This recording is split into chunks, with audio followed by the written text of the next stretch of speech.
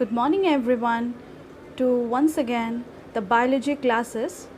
So in the last class हम लोगों ने पढ़ा था about the systematics, about the biodiversity, about the binomial nomenclature. So आज हम पढ़ेंगे taxonomy, rules of binomial nomenclature. Now what is taxonomy? Taxonomy हम किसे कहते हैं?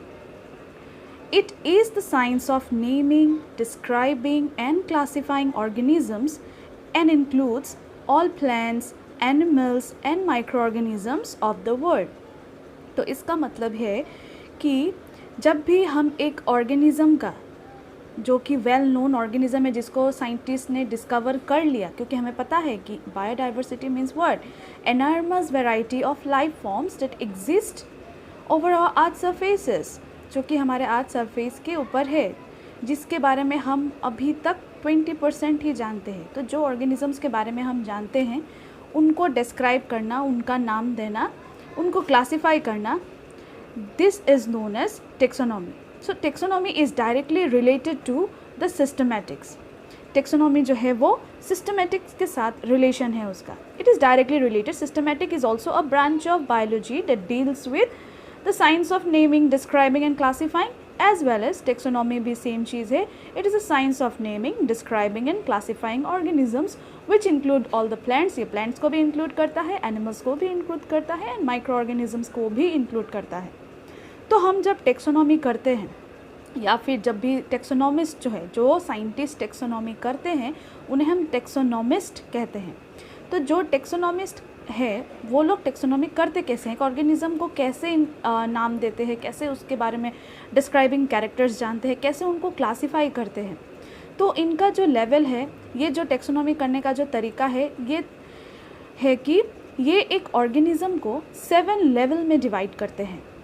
फर्स्ट लेवल जो है वो है kingdom, second level is phylum और division, third level is class, fourth is order, fifth is family, sixth is genus and the seventh one is species. My dear students, this is very important. ये जो 7 level of taxonomy है ये बहुत important है. सबसे पहला है, ये डिसेंडिंग ऑर्डर में आपका दिया गया है, सबसे बड़ा से छोटा. डिसेंडिंग मतलब क्या? बड़ा से छोटा अरेंज करना. तो सबसे बड़ा जो लेवल है टेक्सोनॉमी का, इसे हम कहते हैं किंगडम. उसके बाद फाइलम और डिवीजन, उसके बाद क्लास, उसके बाद ऑर्डर, उसके बाद फैमिली, उसके बाद genus and after that species. तो this is the species is the last unit of classification. Now see, this is the photograph of the father of taxonomy whose name is Carolus Linnaeus. So Carolus Linnaeus is known as the father of taxonomy. यही वो Carolus Linnaeus है जो कि father of taxonomy हैं, जिन्होंने taxonomy सबसे पहले introduce किया बायोलॉजी में, जिन्होंने इन सब के बारे में स्टडी किया, ऑर्गेनिजम्स को कैसे निकालना है, कैसे उनके बारे में क्लासिफिकेशन करना है, everything. So he is the father of taxonomy. So question is very important. ऐसा क्वेश्चन काफ़ी आते हैं कि who is known as the father of taxonomy. तो he is Carolus Linnaeus is the father of taxonomy. Next is, जो ये taxonomy किया गया, ये टेक्सोनॉमी कैसे किया गया, तो इसके बारे में हमें जानने के लिए we need to understand 2 terms. एक है हायरार्ची और दूसरा है टेक्सा. हायरार्ची का मतलब क्या है, चलो हम डेफिनेशन देख लेते हैं. It is a systematic framework of classification with sequence of groups at different levels in which each group except the lowest includes 1 or more subordinate groups.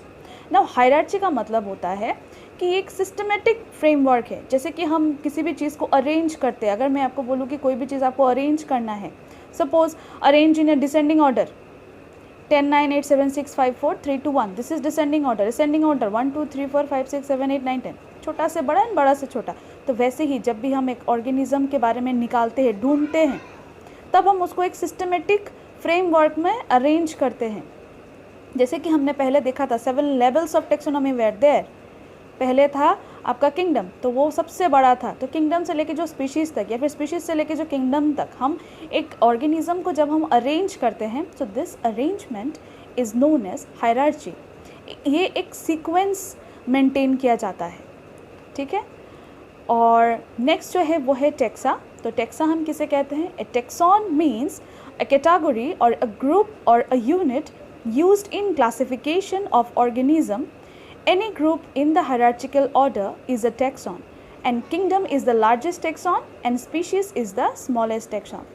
तो टेक्सा हम किसे कहते हैं? टेक्सा इज़ अ ग्रुप और a category, जो कि हम लोगों ने देखा कि हर एक लेवल में, जैसे कि किंगडम देखा, स्पीशीज़ देखा, क्लास देखा, ऑर्डर देखा, जेनर्स देखा, तो ये सब हर एक लेवल को हम टेक्सा कहते हैं या फिर टेक्सॉन कहते हैं। टेक्सा हम प्लूरल में कहते हैं, टेक्सॉन हम सिंगुलर में कहते हैं। नेक्स्ट है टेक्सोनॉमिक हायरार्ची। तो ये आ गया हमारा मेन जो है हायरार्चिकल सिस्टम, जो कि टेक्सोनॉमिक हायरार्ची है, जो कि हम ऐसा सिस्टम जो कि हम ऑर्गेनिज्म को अरेंज करते हैं from the descending order.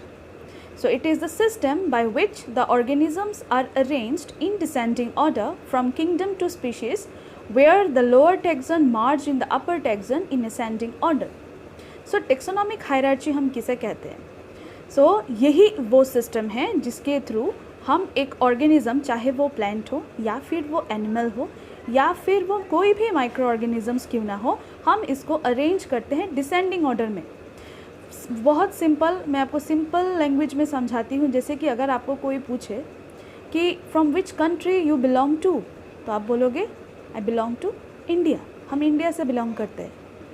After that अगर आपको कोई पूछे आप कौन से स्टेट से बिलोंग करते हैं, तो आप बोलोगे असम।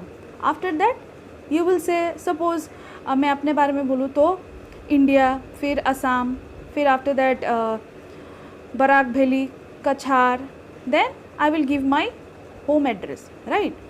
तो ये जो मैंने अपने आप को क्लासीफाई किया, अपने आप के बारे में इंफॉर्मेशन दिया, from my country level to my address, home address. तो ये हम यहाँ पे हमने क्या किया, एक हायरार्चिकल ऑर्डर मेंटेन किया। हायरार्चिकल मतलब सिस्टमेटिक ऑर्डर एक मेंटेन किया। So this maintenance is known as hierarchy. तो टेक्सोनॉमिक हायरार्ची में भी वही चीज़ करते हैं। हम एक ऑर्गेनिज्म का सबसे पहले किंगडम जानते हैं, उसके बाद फाइलम जानते हैं, उसके बाद क्लास जानते हैं, उसके बाद ऑर्डर जानते हैं, उसके बाद फैमिली जानते हैं, उसके बाद जेनस जानते हैं, एंड आफ्टर दैट हम स्पीशीज़ के बारे में जानते हैं। So this is known as taxonomic hierarchy. तो यहाँ पे हम देख सकते हैं डायग्राम्स में कि कैसे एक ऑर्गेनिजम्स को अरेंज किया जाता है इन डिसेंडिंग ऑर्डर, ठीक है। तो सबसे बड़ा जो किंगडम होता है और उसके बाद जो लेवल होता है वो होता है सबसे छोटा, वो है स्पीशीज़। तो ये क्वेश्चंस भी काफ़ी एग्जाम्स में पूछे जाते हैं कि which is the highest level of classification of organism, तो आपको बोलना है it is kingdom. And which is the basic unit of classification, it is species.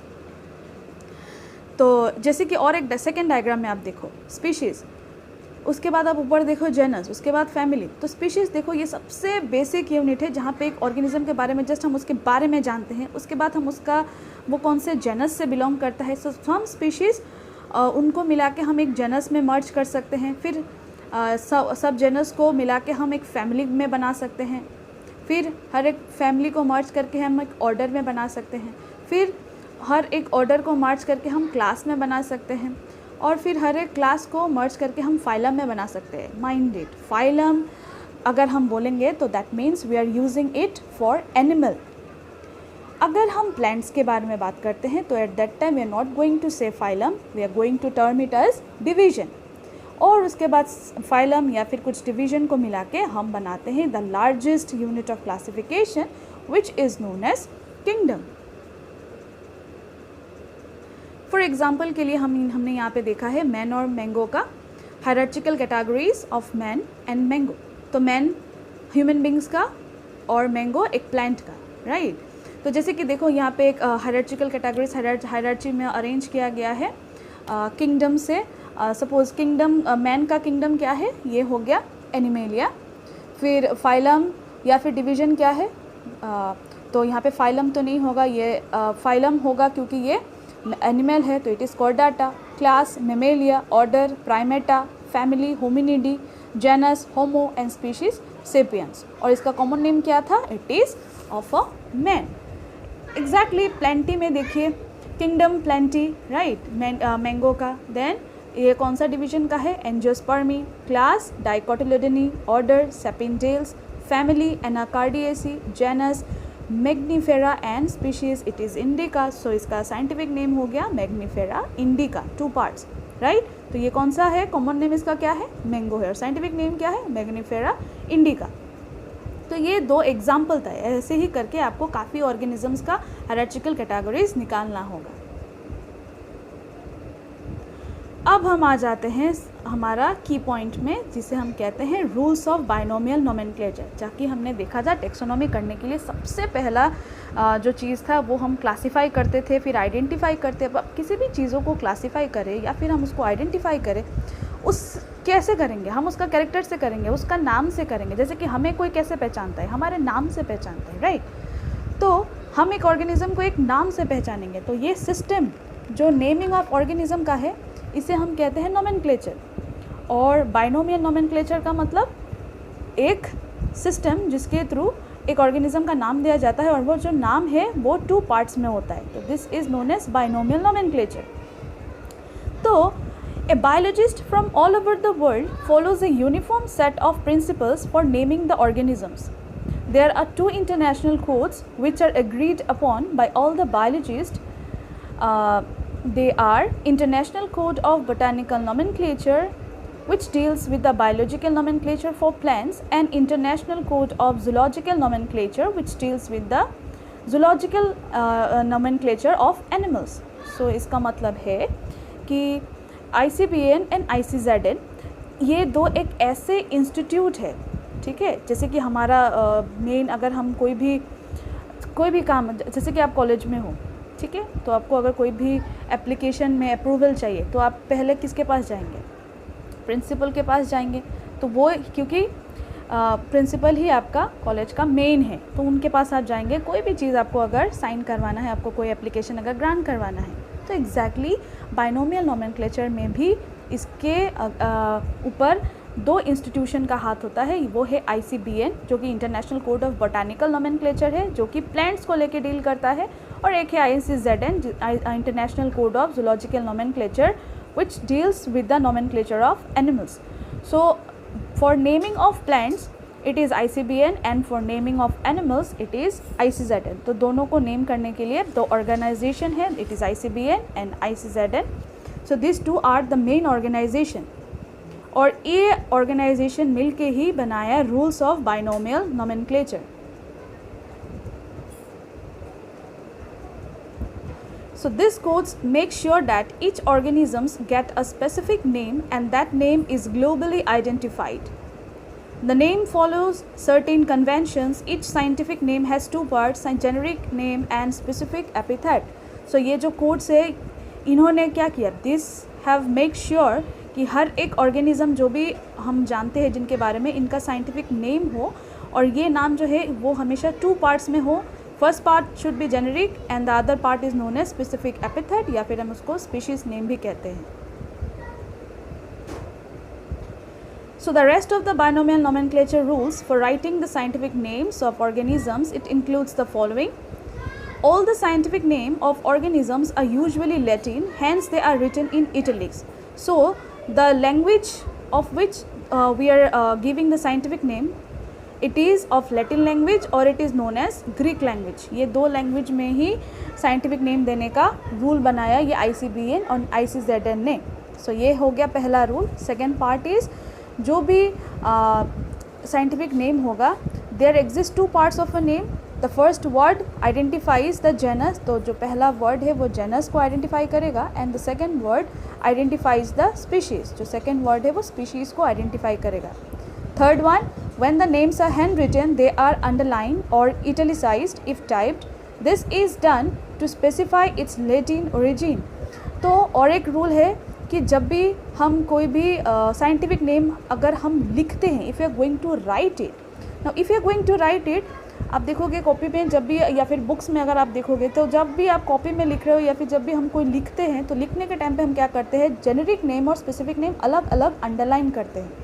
ऐसे नहीं कि आप एक साथ अंडरलाइन कर दो, एक साथ करोगे तो ये गलत हो जाएगा, ये साइंटिफिक नेम नहीं होगा, क्योंकि वो लेटिन ओरिजिन का है, तो वो लेटिन ओरिजिन में उनका नाम होता है। ऐसा रूल होता है कि you are to write the scientific name according to the rule. So आपको जो जेनरिक नेम है एंड द स्पेसिफिक नेम है ये आपको अंडरलाइन करना है, वो भी स्पेसिफिकली. पहले जेनस को अंडरलाइन कीजिए, उसके बाद स्पीशीज़ नेम को अंडरलाइन करना होगा. ठीक है. फिर the name of the genus starts with a capital letter and the name of the species starts with a small letter. तो जो हमारा नेम ऑफ द जेनस होगा, जेनस नेम जब हम स्टार्टिंग में लिखते हैं, जैसे कि आप मैंगो का देख सकते हैं, मैग्नीफेरा इंडिका, तो इसमें स्टार्टिंग जो पार्ट है उसे हम क्या कहते हैं, Mangifera, that is generic name. तो मैग्नीफेरा जो है इसका जो एम है it should be capital in nature, where is indica जो होगा स्पीशीज़, अब ये हम सिंपल स्मॉल लेटर में लिखते हैं. ऐसा नहीं कि जैसे कि हम अपना नाम लिखते हैं तो स्टार्टिंग इज़ कैपिटल लेटर और फिर हमारा जो सरनेम है उसको भी हम कैपिटल से लिख देते हैं, ऐसा नहीं है. यहाँ पे क्या है, ये साइंटिफिक नेम है तो इसको हमें क्या करना है, यहाँ पे हमें जो हमारा जेनरिक नेम होगा उसका ही स्टार्टिंग बस कैपिटल लेटर में होगा, अदरवाइज़ आपको पूरा स्मॉल लेटर में ही लिखना है. ठीक है.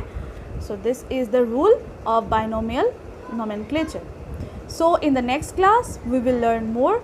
तो आज के लिए thank you and have a nice day.